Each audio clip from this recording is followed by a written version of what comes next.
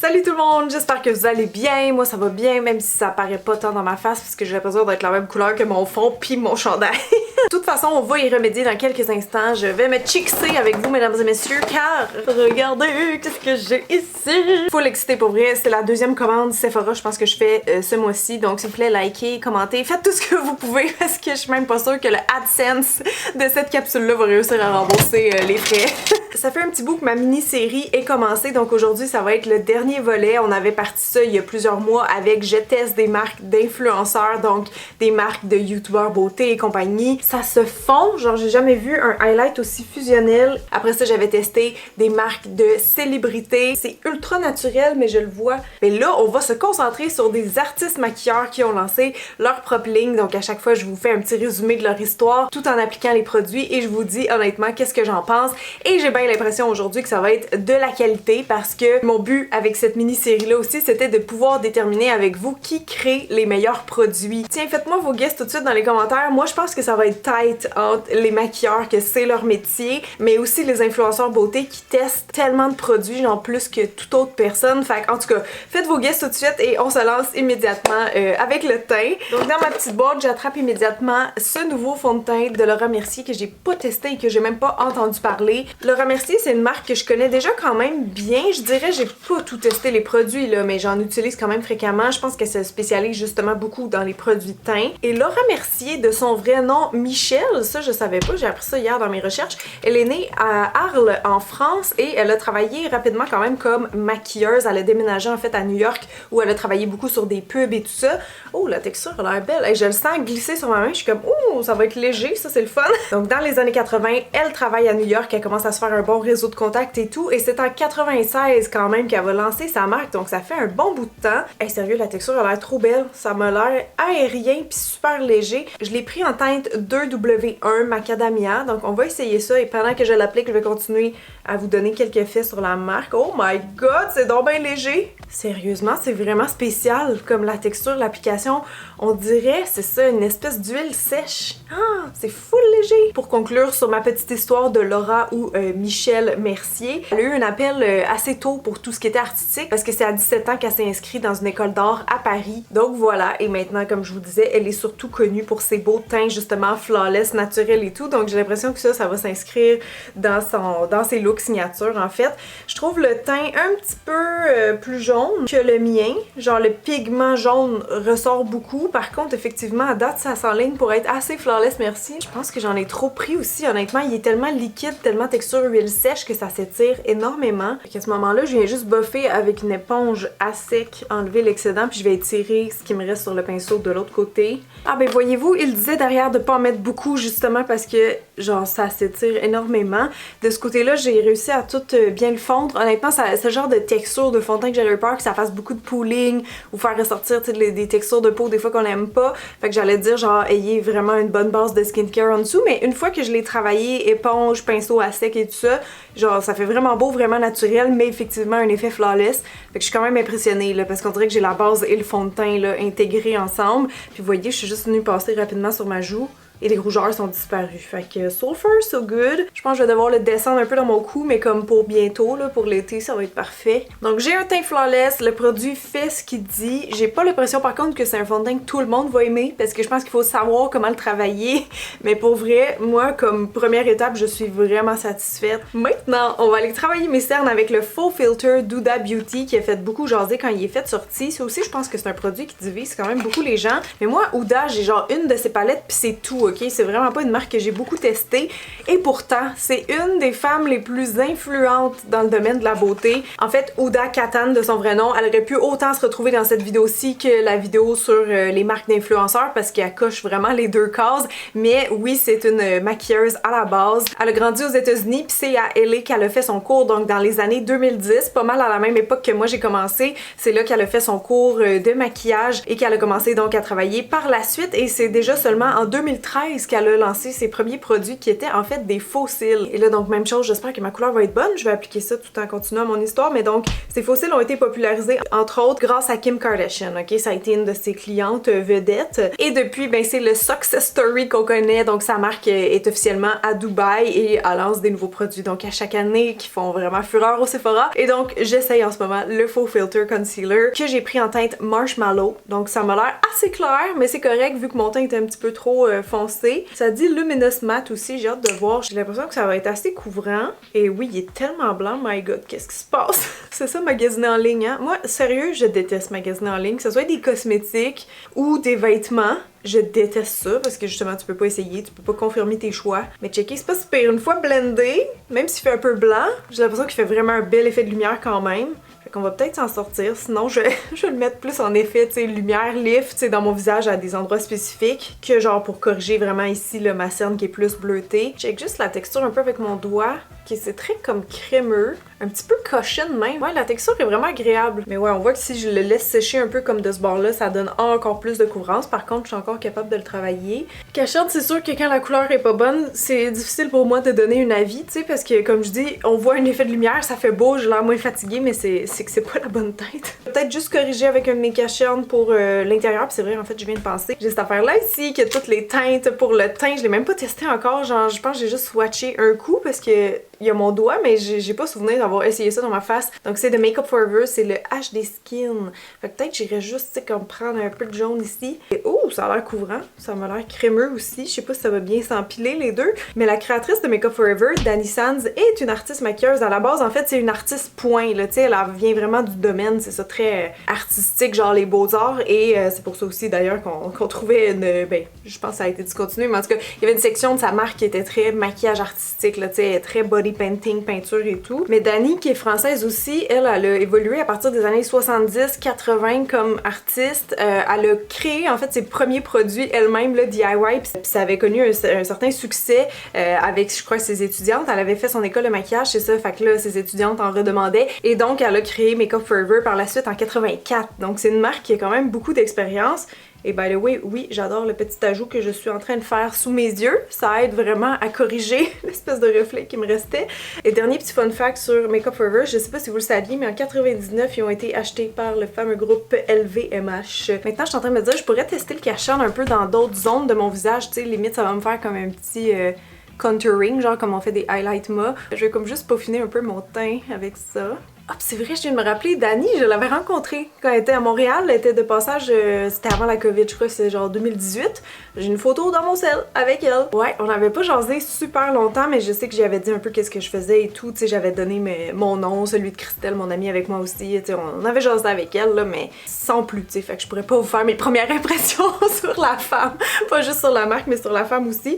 Par contre, il y a un autre maquilleur que je vais vous raconter, ma rencontre avec lui, tantôt. Bon, ben écoutez, je trouve que mon teint est absolument flawless en ce moment. Je suis très satisfaite de tout ce qu'on a appliqué à date. Fait qu'on va poursuivre maintenant avec une marque que j'ai jamais testée. Make Up by Mario! Et oui, le célèbre maquilleur de Kim Kardashian, mais pas seulement de. Lui, sa marque est quand même récente. Ça l'a sorti seulement en 2020, mais c'était pour souligner en même temps ses 20 ans comme artiste maquilleur. Donc lui aussi, il a grandi à New York. Il a découvert son amour du maquillage à 17 ans. Il me semble qu'il travaillait chez Sephora à l'époque. Puis c'est ça, le monde, tu sais, commençait à lui demander de démaquiller. Puis c'est drôle parce que au départ, il y avait même pas de trousse. Tu sais, genre, fait qu'il a juste pris des produits à sa job, puis il les a mis dans un shoebox. Puis il est allé maquiller du monde comme ça, genre pour 36$, là. Fait que c'est vraiment, tu sais, des débuts très humbles, si je peux dire. Et maintenant, sa marque, ben, c'est vraiment un autre success story au Sephora. Tu sais, il y a tellement de célébrités aussi dans sa liste de clients, donc ça aide beaucoup. Il s'est fait énormément connaître aussi sur les médias sociaux, entre autres avec ses masterclass qui étaient sold out à tout coup. Donc ça, c'était au début, je pense, des années plus 2010. Et dernier fun fact sur Mario Dedivanovic, avant d'aller m'appliquer son fameux contour stick dans le visage, c'est qu'il a le même âge que Huda Beauty, donc deux créateurs de la même époque. Donc, contour, je pense que pour lui, c'était un produit que ça lui prenait absolument dans sa marque parce que hein, Kim Kardashian contouring, on sait tout. Donc ça s'appelle le Soft Sculpt Shaping Stick et je l'ai pris en light medium. Oh là là, je suis en train de voir que mon cache-œil, mon fond de teint dans les plis ici et là, ça crease énormément. J'ai hâte d'aller poudrer, mais on est comme pas rendu là encore parce qu'on est encore dans les produits crème et vous savez que si on poudre, on peut pas mettre de la crème par-dessus. Quoi qu'il va y avoir une exception tantôt, je vous reviens pour ça. Donc c'est parti, on essaie voir qu'est-ce qu'il y a de si merveilleux à ce produit. Je vais aller me sculpter le visage. À date, c'est très crémeux, mais je pense que c'est quand même crème poudre. Je poursuis ici dans mon front, le long de mon nez, en allant attacher aux sourcils. La mâchoire aussi. Et pour moi, c'est pas mal juste là que j'en mettrais. Donc là, je vais aller estomper le tout avec mon petit pinceau ferme comme ça de NARS, que j'utilise d'habitude pour leur bronzer en crème. Ouh, ça se fond super bien. J'aime ça à date. Ah ouais, vous avez vu comment c'était rapide? Ça fait vraiment effectivement en plus un effet soft sculpt parce que ben c'est doux, c'est pas trop. Tu sais, même si on dirait que j'en ai mis gros, ça s'estompe super bien. Je pense que je peux comprendre pourquoi c'est un best-seller dans les trucs de contour chez Sephora. C'est drôle que je l'avais jamais testé. Moi, la dernière fois, j'avais acheté celui de Fenty, que j'aime bien, mais qui est plus sec, un peu plus poudre, je pense. Lui, il est quand même plus texture, un peu plus mousse, là, un peu plus aérien. Je sais pas comment dire, mais ça se travaille encore mieux, je trouve. C'est très léger, très fusionnel, très fin sur la peau. Ah, c'est vrai, en plus, mon assistante Audrey-Anne, elle me disait que elle, c'était son contour stick préféré. Genre, c'est celui qu'elle met à tous les jours. Là. Si on en met un, ça va être lui. Fait qu'Audrey-Anne, je te donne raison. À date, moi aussi, je l'aime, puis c'est des meilleurs que j'ai testés, pour vrai. Quand même, avec les doigts, ça y va, sans problème. Ça se contrôle full bien. Puis en passant, vous resterez jusqu'à la fin de la vidéo, hein, parce que je vais vous révéler mes coups de cœur. C'était quoi, genre mon top 3 des produits. Donc voilà, je suis comme la Kim Kardashian cheapette du Québec. Non, sans joke, ça a vraiment bien travaillé. Je suis impressionnée. J'ai hâte de le réutiliser même. Seule affaire que je trouve bizarre, c'est le format. Comme, c'est un petit peu gros, là, tout ça. Là. Le prochain produit, ça va être le tout premier que je teste de cette marque-là. C'est une autre marque très populaire chez Sephora, donc c'est Patrick Ta. Et Patrick, je l'ai rencontré. Je l'ai rencontré en 2018 à Tokyo parce qu'il donnait une masterclass avec Shiseido. Et que je peux vous dire honnêtement qu'il était super sweet. J'en garde un très bon souvenir. J'étais avec d'autres personnes, puis il nous jasait, là, vraiment amicalement comme s'il nous connaissait. Il était très down to earth, très authentique. En fait, il nous avouait qu'il était super gêné, genre de faire la présentation, qu'il était stressé. Puis effectivement, je peux confirmer parce qu'il y avait chaud. Mais non, pour vrai, il était vraiment cute, vraiment fin. Il s'intéressait à, tu sais, qu'est-ce qu'on disait aussi. Il faisait pas du tout sa star, là. Puis il y a eu des débuts, lui aussi, quand même assez humble dans le milieu. En fait, avant même de se lancer dans l'univers du maquillage, il a déjà voulu être chef dans un restaurant. Il a même possédé un salon d'ongles et de tanning, là, comme on dit, des lits, là, de bronzage. Et donc, quand ça n'a pas marché, il est allé travailler chez MAC. Lui aussi, il a commencé après ça à être freelance. Il est en train de se bâtir un peu une clientèle, une communauté, tout ça parallèlement aussi sur Instagram. Et puis, t'as des actrices comme Shay Mitchell qui vont slider dans ses DM et qui demandent à ce qu'il fasse son maquillage. Et bon, après ça, il a multiplié vraiment là, son portfolio auprès de différentes célébrités. Ensuite, il a lancé sa marque en 2019, donc lui aussi, c'est quand même assez récent. Et je vous dirais qu'un des produits qui a fait le plus jaser, qui est un de ses best-sellers, c'est définitivement ça ici. C'est le Double Take Crème and Powder Blush. Ça, je sais que mon ami Tommy adore. Je l'ai en She's That Girl, qui est comme un beau duo comme ça, rose. Et qu'est-ce qui est particulier, je vous avais fait une mention tantôt, c'est qu'on va utiliser la poudre avant le crème. Et vous m'auriez pas dit que ça s'utilisait de même, j'aurais fait le contraire, c'est certain. Mais là, ça a l'air que le poudre, il vient juste comme façonner un peu, puis là tu donnes ton petit punch puis ton petit glow avec le crème. Fait qu'on essaie. Je vais prendre ce pinceau là en fait pour la partie poudre, mon petit pinceau que Mimi m'a donné dans notre swap de Noël. Ouh, ça fait donc bien une belle petite joue. Hey, la teinte pour vrai est tellement belle, c'est un petit rose pétant mais quand même un peu translucide, puis il y a quand même un beau fini, ça fait pas mat. Et là donc on essaye notre petite teinte crémeuse par-dessus. Oh! Ah, c'est beau! Ça fait juste donner un peu plus de lumière puis un peu plus de dimension, j'ai l'impression, mais c'est vrai que ça reste très soft. Et est-ce que ça plaque? Est-ce que ça colle bizarre? Non. Sincèrement, non. À date, j'ai aucun problème. Je sais pas si justement le fait de pas avoir poudré en dessous, ça aide. Ça fait juste vraiment beau, très fondu, peut-être justement à cause du blush poudre qu'on a mis comme en dessous. Ce que je trouve le fun aussi, c'est que tu peux aussi arrêter à cette étape-là, là, si tu veux juste le poudre ou juste le crème une journée, tu sais. Faudrait que je les essaye individuellement aussi, mais je trouve ça trop beau, la teinte est parfaite! Un petit peu de crème avec l'autre pinceau et ah ouais, ça donne vraiment un petit effet 3D vraiment appréciable. Fait qu'avant de passer à mon dernier produit de teint, juste vous dire, j'ai poudré avec ma fameuse poudre Le Remercier qui n'a plus besoin de présentation. Et donc, on va terminer par ça ici qui m'excite bien gros parce que je sais que c'est un produit culte et je l'ai jamais testé. C'est le Highlighting Powder de Bobbi Brown. Bobbi Brown, c'est une maquilleuse, mon dieu, de renom. Elle a gagné même plusieurs prix au courant de sa carrière. Elle est très connue. Sa carrière, justement, elle a débuté dans les années 80 à New York et c'est en 91 qu'elle a lancé sa marque, donc juste un an avant ma naissance. Il faut croire que ça allait bien, hein, parce que en 95 seulement, donc 4 ans plus tard, Estée Lauder, la compagnie, a acheté Bobbi Brown. Et Bobbi Brown, comme tel, l'artiste, est sortie de la gestion de son entreprise en 2016. Puis depuis, elle s'est concentrée sur plusieurs projets, puis pas toutes nécessairement en lien avec le make-up. Par contre, je savais pas qu'elle avait sorti une nouvelle gamme, une nouvelle ligne en fait en 2020 qui s'appelle Jones Road. Mais elle fait aussi toutes sortes d'autres projets maintenant avec son conjoint, là, tu sais, comme même en immobilier et tout. Fait que voilà en gros pour son histoire. Et donc, je vais essayer la teinte Pink Glow tout de suite en guise d'highlight. J'ai bien hâte de voir honnêtement parce que quand j'en prélève, on dirait qu'il y a absolument rien sur mon pinceau, tu sais, on dirait juste une petite poudre brillante. Je sais pas si ça va se fondre ensemble quand je le mets. À date, je vois rien, j'aime pas ça. Ok, attendez. Ah, ça a l'air modulable. Ok, je pense que c'est très naturel. Au début, quand j'ai passé, là, tu voyais genre 2-3 petits brillants. Ouais, mettons que c'est un peu sec. Oui, là, les petits brillants, ils viennent qu'à se coller, puis ça fait un effet un peu plus métallique, là. Je pense que vous le voyez. Mais ça me rappelle un petit peu mon highlight, là, de Benefit, qui est rose pâle de même, comment il s'appelle? Je me rappelle plus du nom, mais en tout cas, ça. Et justement, le Benefit, je l'aimais quand j'en veux un naturel, un highlight, mais pour vrai, à date, ça, je suis pas trop impressionnée, on dirait. Qu'est-ce que vous en pensez, vous autres? Je vous demande honnêtement dans les commentaires de me dire. C'est une belle couleur rosée, champagne, mais tu sais, côté fini, je suis pas ébahie. J'en mets un petit peu ailleurs dans le visage, là, vu que c'est pas trop intense. Je trouve ça beau comme espèce de poudre de finition, limite, là, plus qu'un highlight, parce que sur mon nez, puis dans mon front, j'aime ça, l'effet que ça fait. Mais c'est ça, comme highlight, je suis moins sûre. On va maintenant retourner dans la marque Patrick Ta. Je vais essayer son crayon à sourcils qui s'appelle le Major Brow, que j'ai en teinte light brown. Donc, voyons voir. Petite brosse fine de ce côté-là, j'adore. Et de ce bord-là, on a une pointe fine, mais qui est ovale. Et je remarque que c'est exactement comme mon crayon M Cosmetics que j'adore et que je viens de terminer. Alors, je suis super contente. J'espère que je vais l'aimer autant que l'autre. Démonstration. J'aime cette forme en fait de crayon, mais je peux vous dire tout de suite qu'il est plus pigmenté que mon M Cosmetics, qui faisait quasiment plus un effet feutre, tu sais, il était vraiment modulable puis en transparence. Mais celui-là, il apparaît un peu plus vite. Par contre, il se contrôle bien, tu sais, c'est pas comme s'il était baveux non plus, là. Ouais, il est juste plus pigmenté. Je touche un peu la texture sur ma main, puis dans mon poil, puis je trouve qu'il fait quasiment un effet pommade un peu. Genre, il est plus cireux, mettons, que d'autres produits à sourcils que j'ai déjà testés, puis ça fait le même effet, c'est ça, tu sais, très pigmenté. Une fois brossé, ça fait full naturel.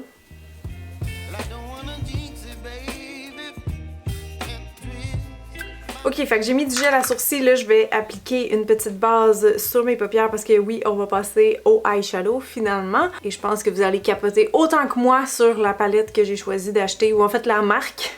Car non, je n'avais jamais testé jusqu'à ce jour Pat McGrath Labs, oh my god. Pour vrai, je savais pas que les palettes étaient si dispendieuses, alors j'ai pris une petite pour commencer, tu sais, voir si j'allais aimer ça. Juste les petites comme ça, 4 couleurs, c'est 77$.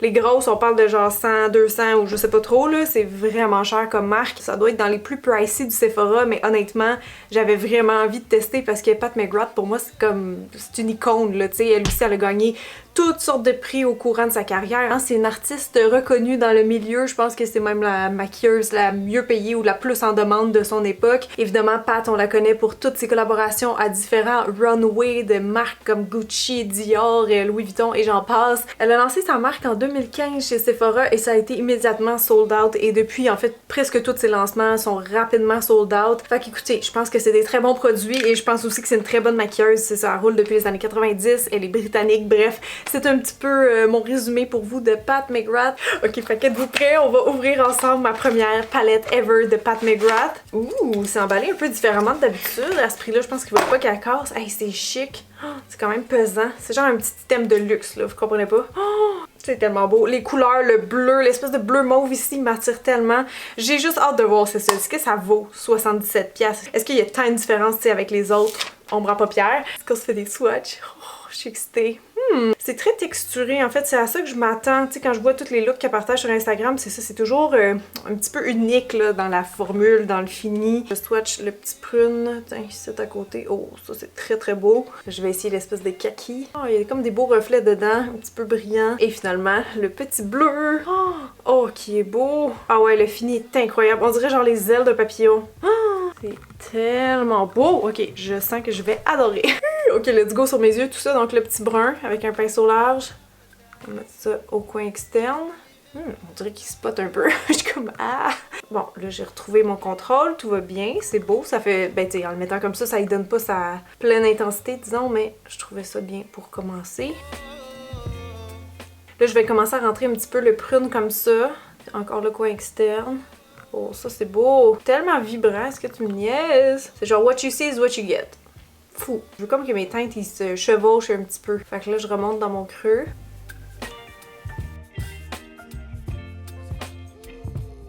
Ce violet-là, je vais l'emmener aussi en dessous des yeux, en portant du coin externe.